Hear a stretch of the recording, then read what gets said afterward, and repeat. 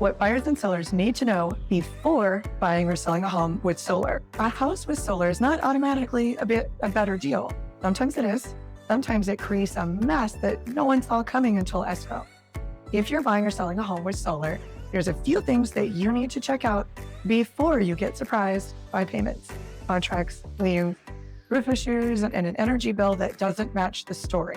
If you're buying or selling a home with solar, do not assume that solar is a bonus until you know exactly what is there. That sounds obvious, that this is where people get into trouble. A seller may think they own the system, but it turns out to be leased. Someone may say that the payment is low, but they leave out that the utility bill still comes every month. A buyer may hear the word savings and assume the system covers everything. Then summer hits and the AC is running nonstop, and the numbers do not look the way they expected. So before you get emotionally attached to the house or start advertising the panels like they automatically add value, slow down and verify everything.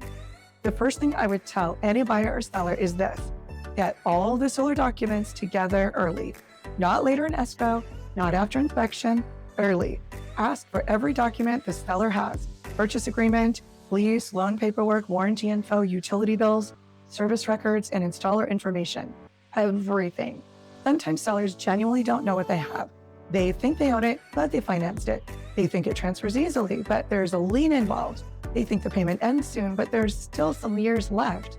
And if the solar company went out of business, that can create another layer of issues when you're trying to remove a lien or transfer responsibility. That is why getting the paperwork up front matters. The second thing is understanding the difference between owned solar and leased solar. Those are not the same thing. Owned solar may contribute to value. Leased solar usually does not. In many cases, a solar lease has zero value in the transaction. It's just another obligation that has to be reviewed and handled correctly. That is where a lot of confusion starts. Someone sees the panels on the roof and thinks, great, free energy. But the real question is, who owns the system? Who is paying for it? What are the terms? And what happens at closing? Now let's talk about bills, because this is where expectations and reality can go in very different directions. A seller may say, our electric bill is way lower now. Okay, show the numbers. You do not want a story, you want proof. Ask for pre-solar and post-solar electric bills for at least a year if possible.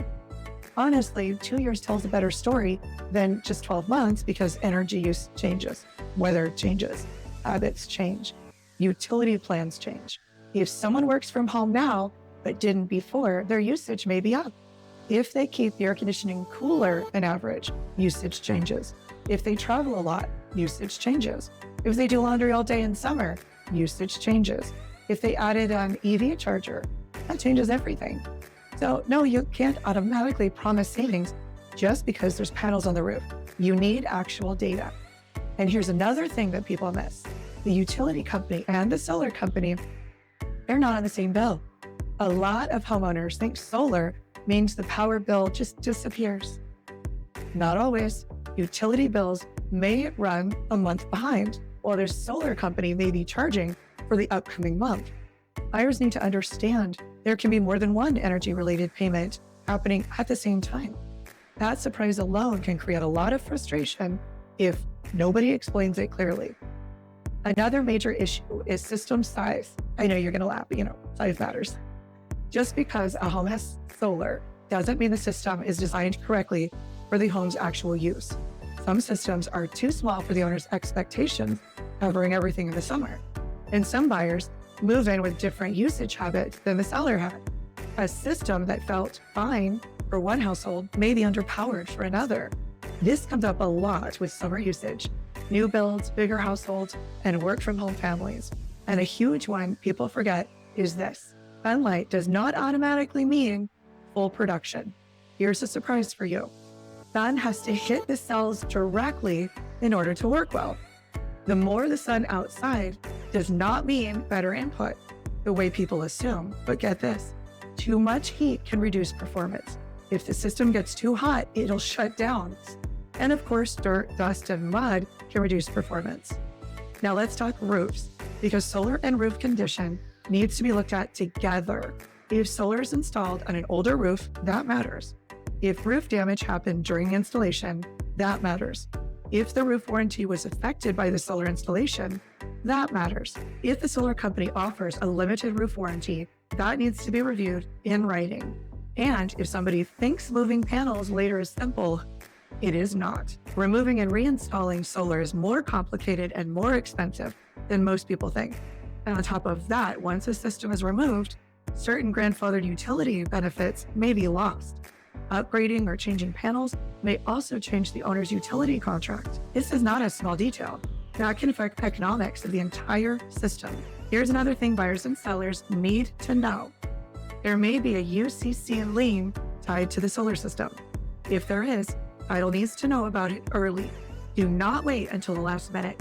Solar needs to be part of the transaction conversation upfront, right along with the preliminary title work. If the installer went bankrupt or the paperwork is messy, resolving it can take time. And if you're the seller, this is one of the reasons to get organized before you're active on the MLS. Now, let's touch on appraisals.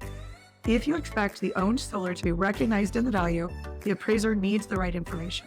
Not every appraiser handles solar the same way. A green energy certified appraiser may be better equipped to evaluate it properly. And even then, expectations need to stay realistic. Some appraisers may not give more than a limited amount of credit for the system. Remember, do not assume the value is obvious just because the panels are visible. Prove it. Now, let's talk about risk and maintenance. Solar panels are not a set it and forget it situation. They require maintenance to perform well. Battery packs need proper conditions.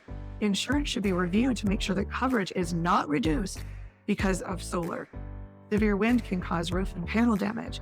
And yes, even pigeons become a real issue around solar panels. That may sound minor to you until you're the one paying to fix it. And for anyone thinking about installing solar before selling later, hear this part. Make sure that there's enough equity in the house, because if you need to buy out that contract when you sell and the numbers don't work, solar can become a problem instead of a feature.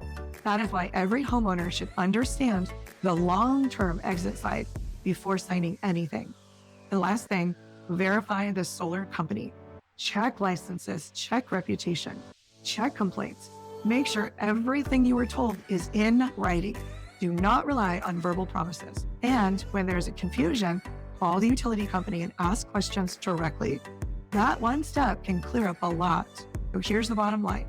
A home with solar can be a great opportunity, but only when everybody understands what is being transferred, what is being paid, how the system performs, and what the paperwork actually looks like.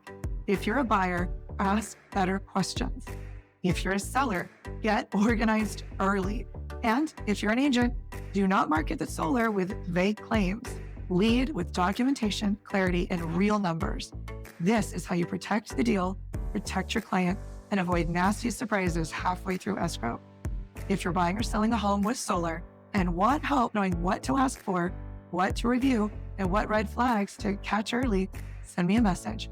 I'll help you sort through it before it becomes a closing problem. And make sure to like and subscribe.